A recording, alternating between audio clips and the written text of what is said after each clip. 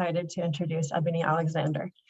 Ebony is the Executive Director of the Black Family Land Trust, a niche land trust and one of the nation's only regional land trusts dedicated to the preservation and protection of African American and other historically underserved landowners' land assets.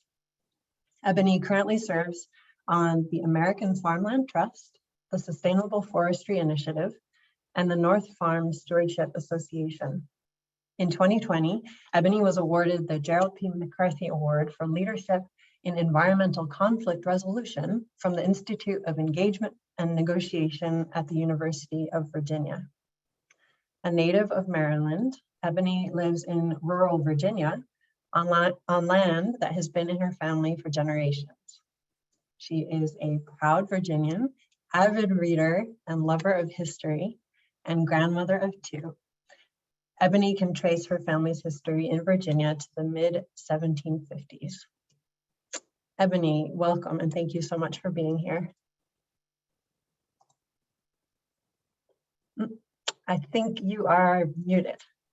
Yes, thank you. And thank you for sharing this time with me today. Let me make one disclaimer very quickly. I'm expecting my grandson to show up sometime tonight, probably while we're doing this. He's coming home for spring break from college. So if you hear a loud noise and a scream that says, "Grams, I'm home," it'll be my grandson. So I apologize.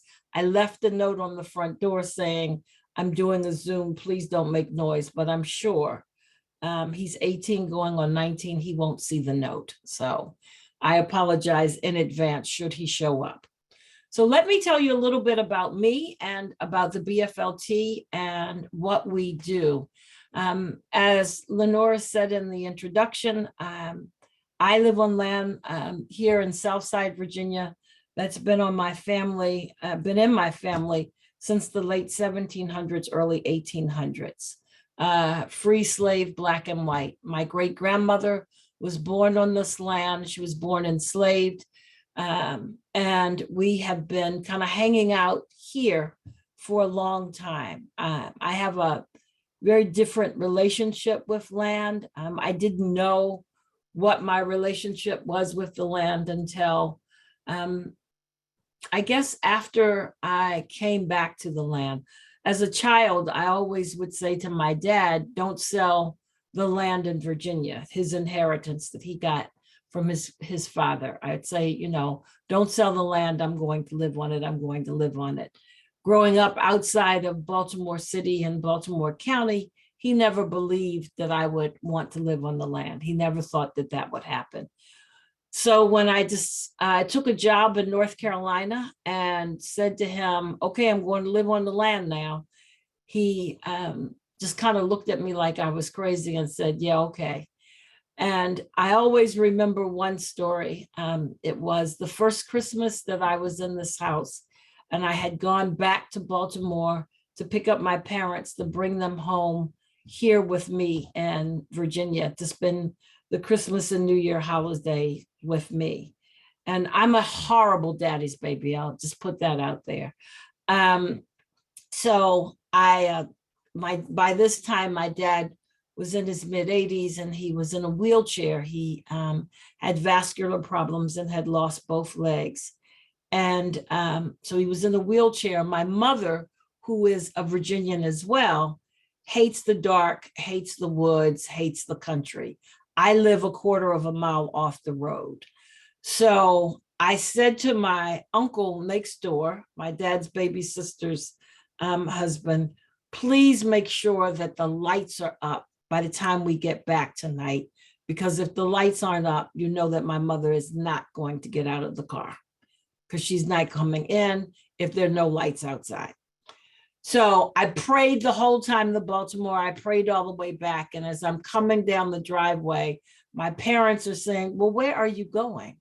Well, why is it taking so long? Well, how long is the driveway?" So I finally get to the house and I'm praying, "God, please let these motion lights come on." And we got to a point and the lights came on and I was like, okay, got past that one. So I get to the back. I get my mother out, get her in the house, and then I drive around the front to where my uncle had put the ramp so I can get my father in. So I get him up the ramp, and it's like a Norman Rockwell scene. It's cold and it's snowy, but not heavy snow, just light snow. And he says, let me sit here for a few minutes. And I was like, Daddy, you can't sit here in the snow. You're going to freeze to death. So I come in the house and I get a blanket and I come back and I wrap him in the blanket. And as I'm wrapping him in the blanket, I notice that he's crying. And I'm like, oh God, did I hurt you when I moved you? Are you in pain? What's going on? And he looked at me and said, I never thought that one of my children would live on the land that I grew up on. And then that was our tender moment. He's crying. I'm starting to cry because he's crying. And then he looks at me and he says, is that the hog pen right there? And I said, oh yeah, that's the hog pen. And he said, what in the hell is wrong with you building a house in front of the hog pen with the front door facing the hog pen? It's like, oops, there haven't been any hogs there since 58. And that was the end of our tender moment. But whenever I go out my front door or I think about it, I always remember that moment that was so tender between my dad and I. And of course, him being him, he had to turn it around because I had built the house in front of a hog pen that hadn't been used in 30 years. So that's my connection to the land. You will hear me say, with every generation that you own your land, you should make the land human. I have stories about every generation that we can go back to on this land, and what they did and how they reacted and how they lived. The driveway was cut at a big oak tree because as a child, my father used to climb that tree and scare people as they would walk down the dirt road at night. And growing up, whenever I would come here with my dad, I would always hear the stories about him hanging out of the oak tree, scaring people. So in his honor, I put the driveway there. And he didn't get the significance of that either. He thought it was just crazy. All of my family thinks that I'm a little nuts because I built my house so far off the road, as opposed to everyone else who's right at the roadside. So I'm a little different, but that's me, that's my land. It's forested land. I didn't know that I had my own forest because I thought a forest meant that you had to own thousands of acres. I own 30 acres. And that to me is not a forest. But since doing this work, starting in 2009, I have learned that I too am a forest owner and I love my trees. I always wished that one day the trees could talk and tell a story. And I'd love to hear the story that the trees would have to tell, having been here for so long. So that's a little bit about who I am. Let me tell you about who the BFLT is and the circuitous path that I took to get here. I have always had great respect for natural resources. My father taught me that. He taught me about composting. He taught me about how you grow vegetables without chemicals. I learned all of that as a child. Interestingly, my daughter learned the same thing from the same man because he taught her the same as he taught me. And I didn't know that I was a conservationist or an environmentalist. I just thought, oh, I'm just doing what my dad told me that I was supposed to do, to protect the land, to respect the land. So in 2009, when I switched jobs from doing community-based economic development to doing the work of a land trust, I realized very quickly that maybe I was a conservationist, maybe I was an environmentalist. I just didn't know. I didn't have the right language. I wasn't checking the right boxes. So I think that that's one of the things that separates a lot of people from environmental protection and conservation work, is they simply don't know which box to check. I have since learned which boxes to check. And so I consider myself now a conservationist, an environmentalist, not just somebody who was doing what their dad taught them to do, to live in harmony and with respect for the land. So the BFLT was founded in 2004. It grew out of two separate entities. It grew out of the Land Loss Protection Project, which is the legal services program in North Carolina, working with African Americans and other historically marginalized groups to protect their land assets. They do the representation in court. They are a group of attorneys, but they, in fact, grew out of the law school at Central, what is North Carolina Central College in Durham, North Carolina. So I jokingly say to people, particularly at Durham, that the BFLT is the grandchild of Central's law school, because we grew out of their child and now we're their grandchild. But what we are is a regional land trust. We believe that land is an asset. It should be a performing asset for current and future generations. What makes us different and why we're kind of a niche land trust is that we only work with landowners who want to retain their land. And what we mean by that is we will help you clear title, do some other things. But the first thing you have to commit to is that you want to keep this land as a performing asset for yourself. We will not buy land from our landowners. We don't want to own it, because then it's not your family's asset. It's our asset. So we work with our families to make sure that they can continue to own that land asset. And what we mean by a performing asset is that minimally you will be able to generate enough revenue from your land on an annual basis or semi-annual basis to be able to pay the taxes. That way it's performing. Because most of the land that we work with is in rural parts of Virginia, North Carolina, South Carolina. We have a special project in Vermont and one in Alabama that I'll talk a little bit about later in my presentation.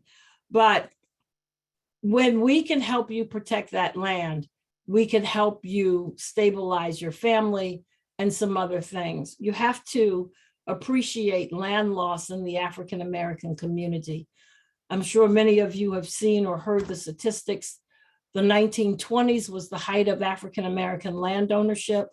And by the end of the 1990s, early 2000s, we had lost 97% of our land assets as a people. So it's very important that we work with the few landowners that we have left who are actively trying to keep their land, to retain those land assets as performing assets for their families. The other thing I just want to say about who we are is that while the name of the organization is Black Family Land Trust, we will work with anybody who wants to retain their land assets. I don't care if they're black, white, pink, blue, purple, green, polka dot. If you want to keep your land assets and you want to keep them in your family and you want them to remain performing assets, we will work with you. The unique thing about land is this is it. God's not making any more. If you own some, you own a piece of the rock. You know, we talk about going to Mars and going to the moon and other places. We're not going to be able to annex this. So if you own a piece of the rock, if you own a piece of land, you have one of God's greatest creations. Well, not one of, you have God's greatest creations. And we want to help you retain that for current generation or future and current generations. And the other thing about land ownership is you may not want it. You may not know what you want to do with it, but you can hold on to that for the next generation because you don't know what the generation after you wants. My dad absolutely refused to believe that one of his children would live on this land. And he couldn't, my aunt would tell me how proud he was that I came back to the land that he grew up on, but he never in his wildest dreams thought that one of his children would live on that land. And I left New York and came here to live. When I came here, the joke was the only thing that you could get delivered on a regular basis was the mail, and that was questionable. We couldn't get 2-day delivery, next day delivery, or anything from FedEx, UPS, or the post office. That's how rural I am. So coming from New York, where I had everything delivered, to coming here was a big adjustment for me, but it was something, it's the best decision that I made in my life, to be perfectly honest. So hopefully we can help other people experience that, so the next generation will have this become their own land to come home to. So our programs are different than most programs. We have 2 core programs. One is called the African American Land Ethic. The land ethic was done after a lot of research that we did in Virginia, South Carolina, and Mississippi, doing focus groups, talking to the next generation about the land, their family's land. And we were struck by the fact that many of the next generation didn't want to keep the land. They wanted to get rid of the land. And it was very, very difficult for me to hear that. And for the current generation of landowners, it was hard for them to hear it. So we came up with the land ethic, which is a historical overview of African Americans and their relationship with the land.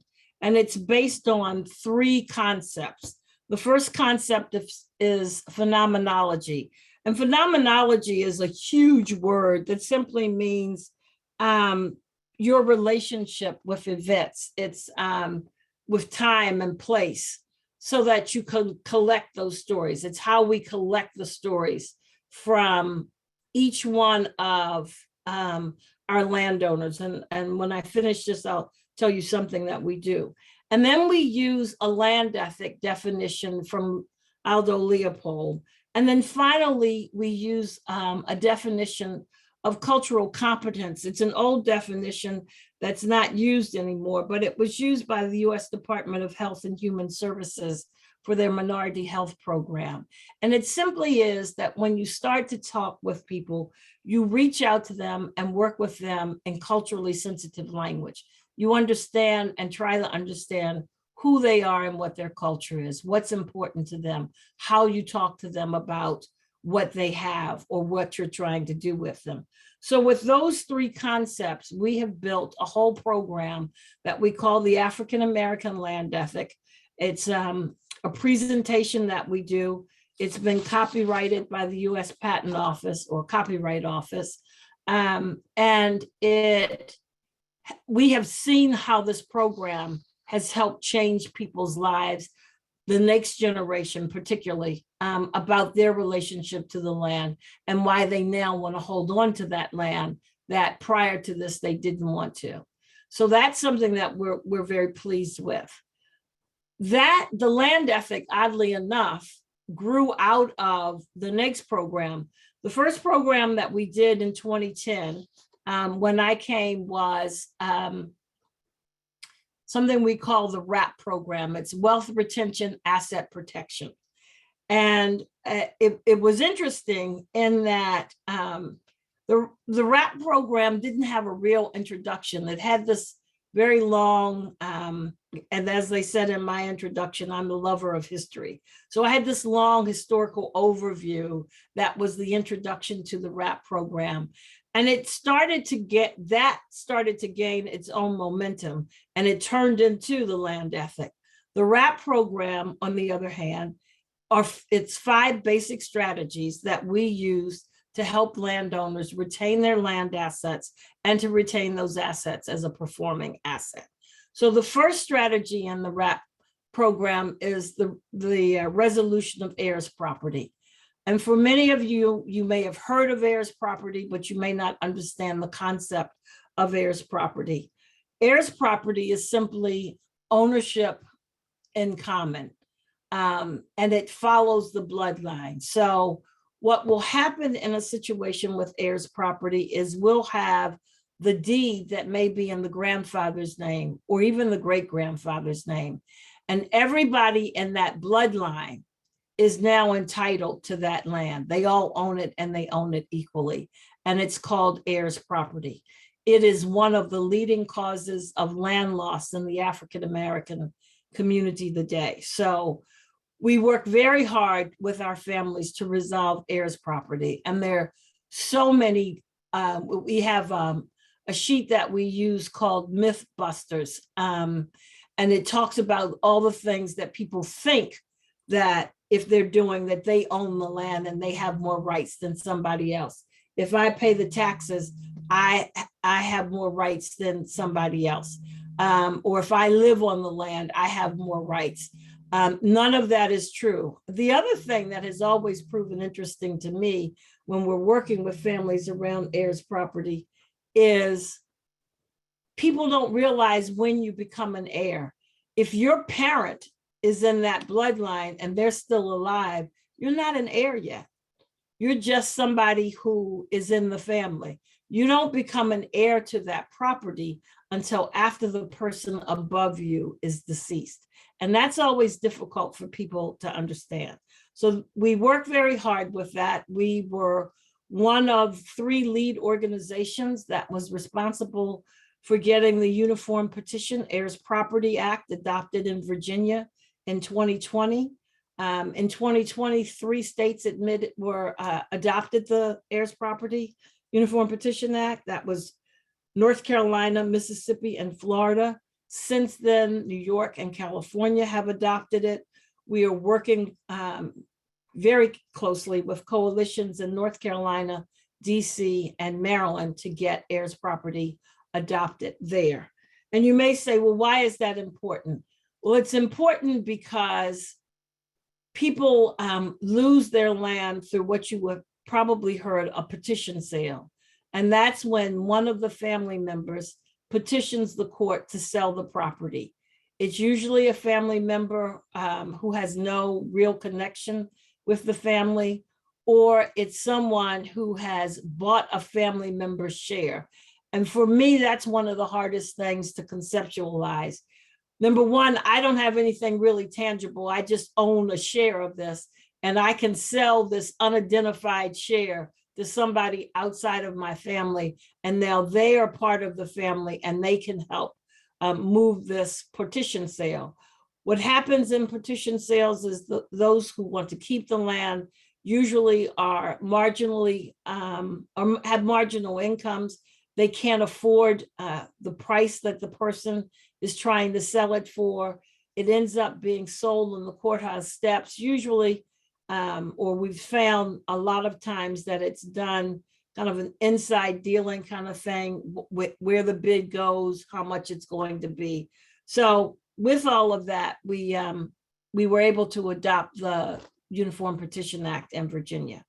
The second strategy, and I'll go through these very quickly so I don't run out of time. The second strategy is looking at orderly transition from one generation to the next. So how do we prevent heirs property? Because anytime you die without a will, you're creating heirs property. So we work with families to get wills, to get estate plans, to get farm transition plans so that we can have an orderly transition. Third strategy is looking at just basic conservation tools that any land trust would do with easements, riparian buffers, woodland operations, all of that. And then the fourth one is looking at rural financial literacy. It's not a credit repair, but it is a program that's designed to help people understand that living in rural America can cost you a little bit more than when you live in urban America because you don't have the infrastructure and you don't have the density. So I live in rural America. I spend $300 a month to be able to talk to you on the Zoom with a magnificent speed of 15 megs. We just had new internet installed in our office in Raleigh, plus 2 landlines, and it cost us a whole $70 a month plus tax, and it's 100 megs. So that's one example of cost of living in rural America. And then the fifth strategy that we have is it's beyond 21st century farming. It's not your granddaddy's farm anymore. And that strategy is the one that where we really begin to help people work towards What are you going to do with this land? So I'll give you two case studies of families that we've worked with this. The first one is a farmer in North Carolina who was a 30-year farmer who participated in the tobacco buyout. And then he didn't know what to do. He'd been raising tobacco all his life. He grew up on a farm raising tobacco. He didn't know anything but tobacco and farming. So once he took the buyout, he couldn't raise tobacco. And with the help of his son, he reinvented himself as a freshwater prawn, the giant shrimp, as a freshwater prawn producer. He is now one of the leading producers of freshwater prawns in the state of North Carolina. He is an absolute hilarious man. And I have learned more about prawns than I ever wanted to know. I can tell you from fingerlings to harvest, what we need to do. I'm there for every harvest. I help with the harvest, but it is just the most fascinating thing to see him raise 1,000 pounds of prawns on a farm that used to raise tobacco. The other piece with this particular farmer is he's participated in our programs. We have an FRPP easement on 80 acres of his farm. On 40 acres of the farm. It was originally an 80-acre farm. Once we closed the easement, the day we did the closing, because it was our first big easement, so we had a little gathering, and he made the comment that I will always remember, that when his time comes, he can lay his dead bones down to rest in peace, knowing that his land will always go to feed people. And that was so important to him. With the money from the easement, the purchase of the easement, he bought 20 acres of land across the street. He upgraded several things on the farm. And I had a conversation with him earlier this week. He told me, I'm getting ready to buy the farm next door. I had a little bit of money left over from that easement, and I'm going to buy the farm next door. And then I want you to put that under easement too, because I want all of this land right here. It'll be about 150, 200 acres to make sure that it always feeds people in this part of North Carolina. So that's one of my stories. The land is in trust. So we see where it's going to go. Another story is a family from New York who contacted us, who said that they had land in Alabama, but they didn't intend to live on the land. The landowner had grown up on the land, but she didn't know what to do. She had been paying the taxes since her mom died. She had cousins, no siblings, but she wanted to figure out what to do with it. So we worked with her, and she ended up buying the land. She bought her family members out. She purchased the land. She put it in a family trust. And she lets the guys next door manage it as a hunt club. So she generates revenue from that. But that land will be there for her grandchildren, who it was very important to her that she be able to leave them a legacy of land. And this was the way that she was able to do that. So that was one of the things that we feel very good about. What we tell our clients is that all land and all people are not equal. Just because someone is the firstborn does not mean that they're entitled to anything other than the title of being the firstborn. I'm the baby. I made it very clear to my brother that he was not entitled to the land that I was, and fortunately he agreed. And the other thing that I'll say again is, when you make your land human, you will keep your land, and you will keep it as a performing asset. In closing, I'll tell you what we do is we work with our families. We get a map from FSA of the land. And then we get the elders and we walk the land. Or if they can't walk, we start to give them features on the land. And we listen to the stories, because every generation has a story. And it's those stories that make the land human. This is where we used to kill hogs. This is where my brother said something smart and he got a whipping and he was running and he fell and he broke his arm and he got another whipping for breaking his arm. All kinds of stories you hear, and people begin to resonate with those stories. They understand the stories, and we make a legend. We just take little push pins and we stick them on the map, and then we have a little legend at the bottom that says, this yellow push pin here goes with, this is where we killed hogs. This green one over here is where Granddaddy had the sawmill. Everything has some relevance to making that land human. And once you do that, you have made your land human. And as I say about making your land human, it's like your children. They get on your nerves, but you never get rid of them. You just keep that land and you continue, and you want to make that story known to the next generation and the generation after that. So if you have woodlands, keep it. Trees are very smart. They know how to grow by themselves. They don't need any intervention from us. And that's a great way of keeping your land asset as a performing asset. Thank you. Thank you so much, Ebony. That was wonderful. Yeah, thank you so much for sharing your story and the story of the Black Family Land Trust. I know you can go on and on. There's so much more to share. I just wanted to share, we had a couple of comments and a question. We have a Laura from California and Vermont who wanted to thank you for agreeing to work with families of all different races. And then also Janet in Arkansas says, I own 38 acres, just inherited another 30 or so, which is in probate, and trying to get siblings to keep the family estate of 120 acres. Siblings have no interest in rural Arkansas. I don't know how to convince them of the value. So I'm wondering, could you share your contact info and maybe share some quick advice? I can share my contact info, but I can do one better. There's a program in Pine Bluff at the University of Arkansas in Pine Bluff. It's called Keeping It in the Family. Dr. Henry English is the program director.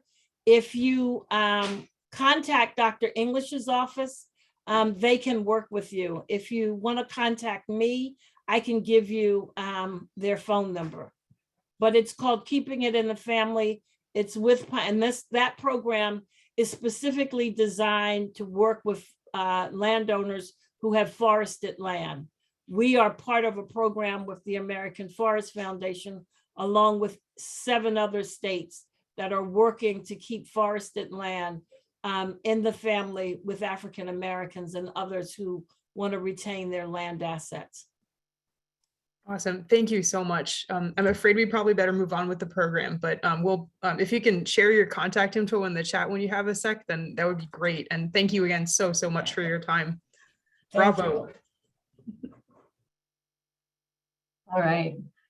Thanks, Amanda and Ebony. Yes, thank you so much for being with us here today.